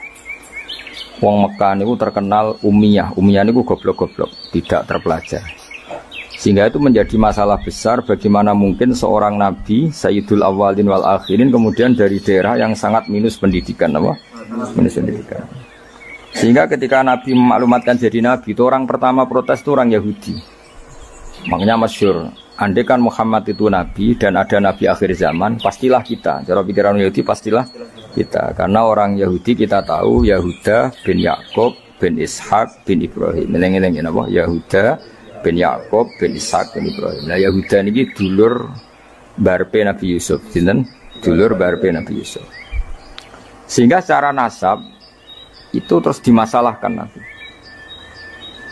Nah karena Nabi itu dimasalahkan, delalah kersane pangeran, mbah-mbah Nabi itu punya tradisi yang menunjukkan bahwa beliau itu tidak pernah bohong. Misalnya yang paling dekat kita tahu adalah Muhammad bin Abdullah bin Abdul Muthalib. Abdul Muthalib ini orang yang suka tawaf ning Ka'bah. Suka tawaf di Ka'bah, kemudian ada pintu di Mekah namanya Babu Syaibah, apa? Babu Syaibah atau Babu Bani Syaibah. Terus sampai tok wau Ilyas. Ilyas itu wa huwa awwaluman ahdal budna ila rihabil haramiyah. Ada tradisi memberi hadiah ke Ka'bah. Singkat cerita, Imam Berjanji ini termasuk Sayyid Al-Husaini. Imam Berjanji itu namanya Ja'far bin Hasan Al-Berjanji ini.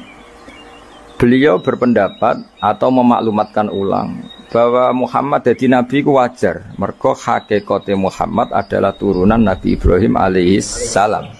Berarti sama dengan klaim mereka kalau mereka mintoriki Ishak, ya nabi-nabi kayak Nabi Yusuf kan mintoriki Ishak. Berarti kan Yusuf bin Yakub bin Ishak bin Ibrahim.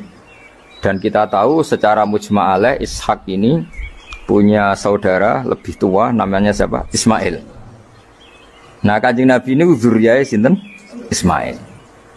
Lalu itu butuh data empirik, data bahwa Ibrahim itu pernah di Mekah. Kalau betul orang Mekah itu turunan sinten? Ibrahim, maka butuh bukti empirik. Bicara saniki artefak nopo-nopo bukti-bukti yang pernah menunjukkan Ibrahim di Mekah. Ini terus dijabek pangeran ketika orang Yahudi meragukan status nasabnya sinten? Nabi Muhammad, terus pangeran rangno fihi ayatum bayinatum maqamu Ibrahim, bahwa Ibrahim benar-benar pernah di Mekah. Di situ ada batu yang pernah diinjak Nabi Ibrahim. Jadi makom itu bukan kuburan tapi apa? Sesuatu yang pernah didomisali, ya, atau pernah diinjak. Jadi malah mereka darani makom Ibrahim niku batu yang diinjak Nabi Ibrahim ketika bangun apa? Ka'bah. Ya karena mukjizat terus bekas. Dan bekas itu mulai dulu orang yakin dan pasti itu sisa atau bekasnya kakinya Nabi Ibrahim. Lana Ibrahim nate urip teng Mekah karena sampai bangun Ka'bah. Apalagi dulu bangunnya pasti lama. Berarti mungkin sekali Ibrahim meninggalkan zuriyahnya di Mekah.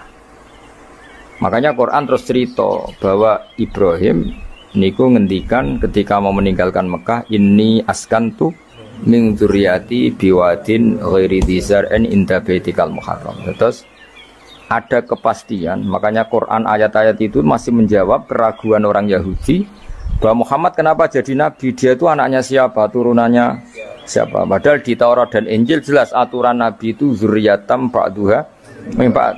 Enggak boleh nabi turunannya Parlan itu tidak boleh, turunannya Karmen itu tidak boleh, ribet. Apa? Ribet. Nabi itu harus turunan nabi. Bukan karena Allah itu asobian, enggak. Masyarakat itu lebih ikhlas. Misalnya nabi, turunannya nabi, bayi nabi hormat kan enak. Bapak ewe soleh, bayi soleh, buyute soleh. Misalnya nabi terus bayi Karmen katoan cekak kan juga bingung. Orang dihormati bapaknya nabi, dihormati katoan cekak main gabling kan juga bingung.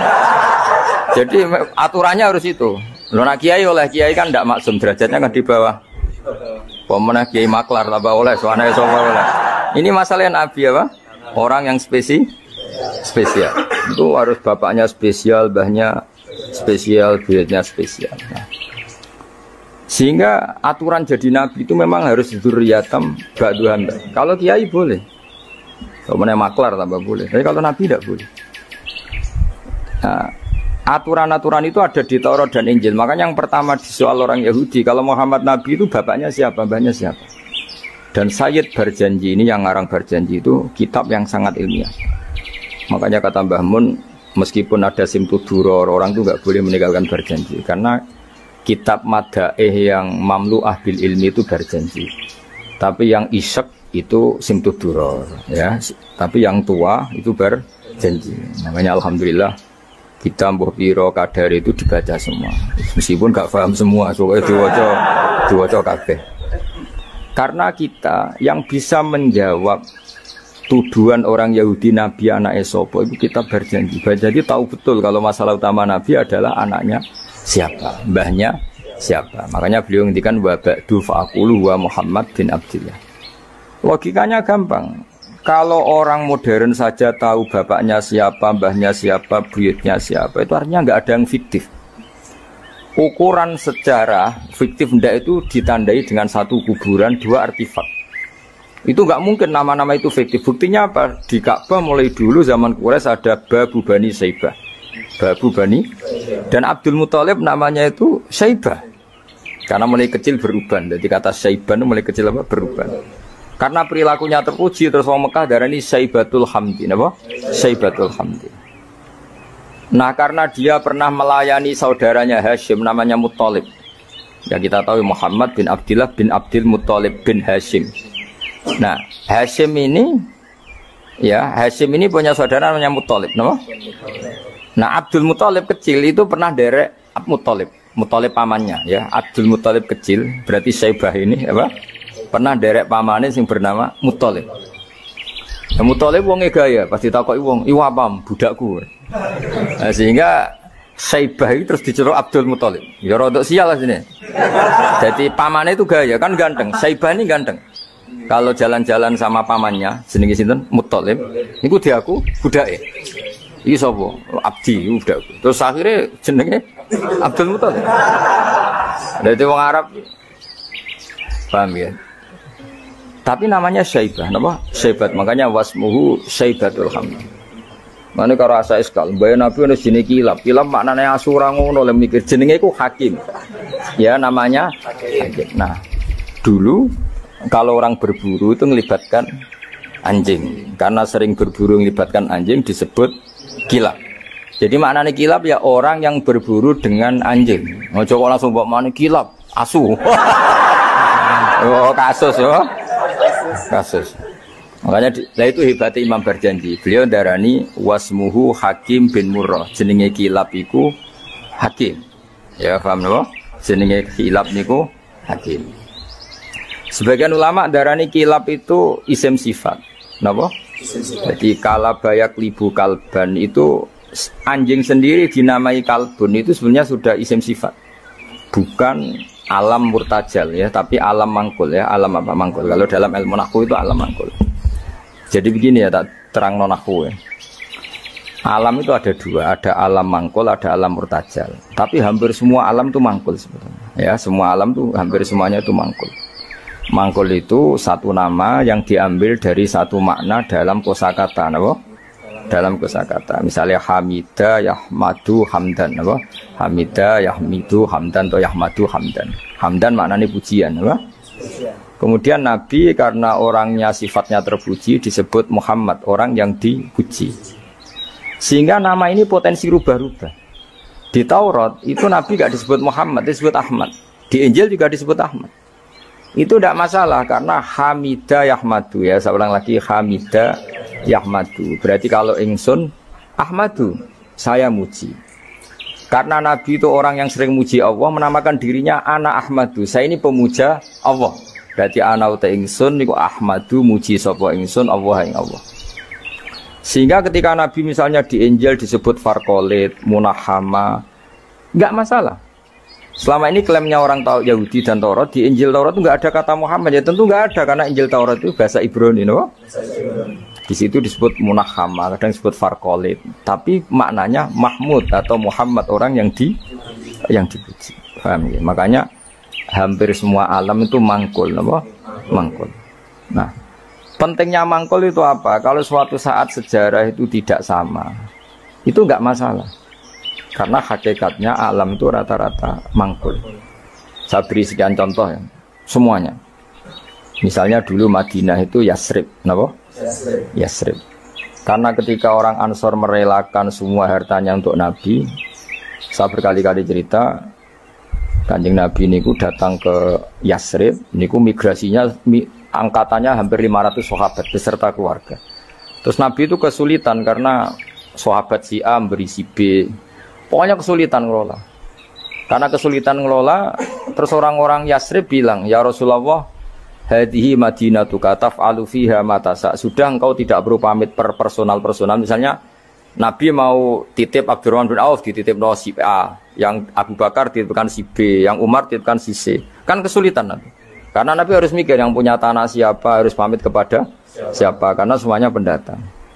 Karena Nabi kesulitan itu, terus orang-orang Yasrib bilang, "Ya Rasulullah, hadhihi madinatuka taf'alu fiha matasa." Sudah ya Rasulullah, ini kotamu, kita semua tidak ikut punya Yasrib, semua ini milikmu, maka terserah engkau. Semenjak itu Nabi terus longgar karena diekrorkan miliknya. Semenjak itu terus Nabi memaklumatkan secara umum siapa saja boleh menempati di Madinah sesuai kadar hajat masing. Nah, semenjak itu diarani Madinatu Rasulullah Shallallahu Alaihi Wasallam. Jadi hampir semua kota itu pasti mangkul. Sehingga ketika kitab Taurat, Injil menamakan itu enggak persis, itu enggak masalah. Misalnya Quran yang paling masyhur, summiya bil Quran ya li annahu makru, karena dibaca, maka summiya Quranan, qara'a yaqra'u Quranan. Tapi Quran juga dikatakan kitab, wal kitabil mubin, karena bentuknya mushaf itu maktub, ada yang ditulis. Artinya melibatkan kitabah, tulisan, maka summiya kitaban. Sebagian disebut lagi Quran itu namanya apa? Mushaf, apa? Karena mushaf itu dari kata sokhifah, ada lampiran, melibatkan kertas, maka disebut yatslu suhufam mutahhar. Paham ya? Makanya suhufi Ibrahim wa Musa. Jadi melihat itu melibatkan lampiran, sokhifah disebut mushaf. Melihat itu dibaca disebut Quran.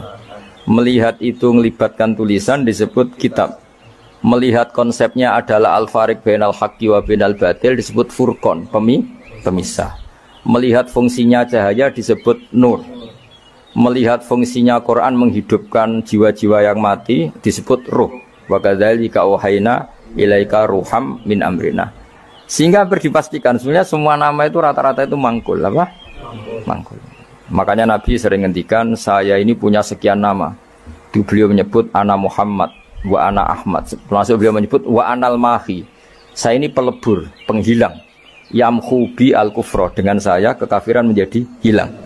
Wa anal aqib, saya ini penutup karena saya adalah penutup para nabi.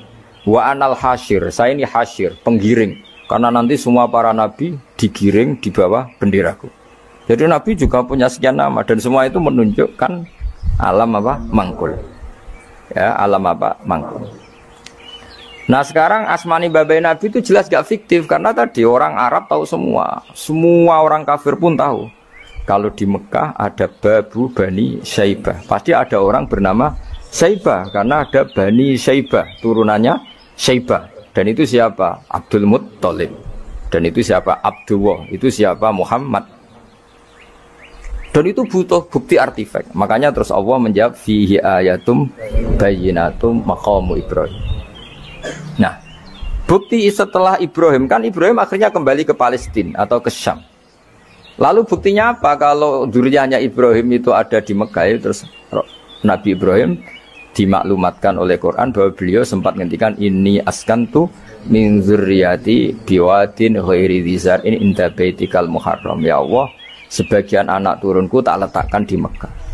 Itu kalimat min dzurriyyati itu kalimat yang paling objektif. Ada kata min, sebagian. Karena kalau Ibrahim bilang dzurriyyati maka bohong karena ada Ishak yang di Palestina.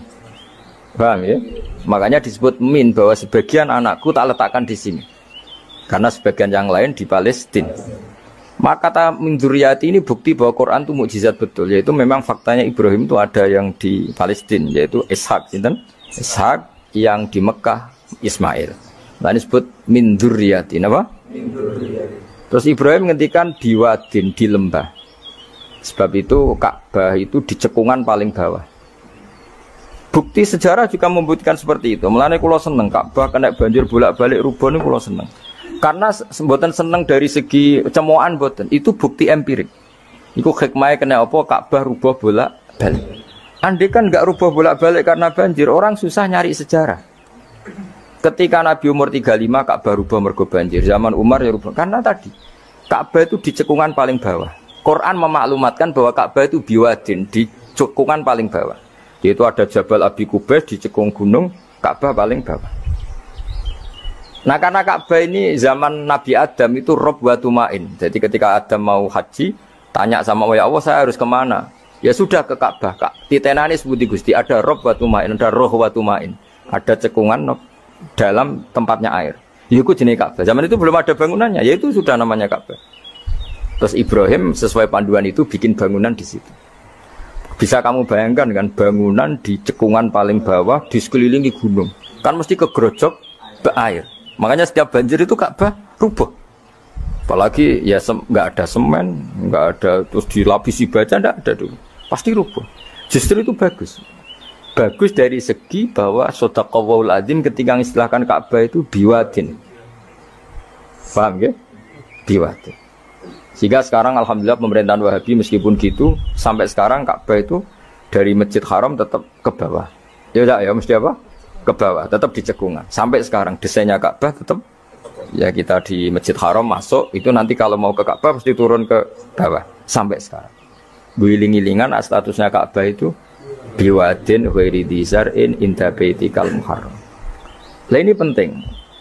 Sehingga orang-orang yang mengingkari nubuah pun percaya kalau Muhammad turunan Ibrahim karena semua data mengarah itu. Jadi Ka'bah kena banjir ono hikmah. Ojo kok malah nggo ilmu jaduk jare omahe pangeran kok rubuh. Ora sing jaga sapa? Wong goblok.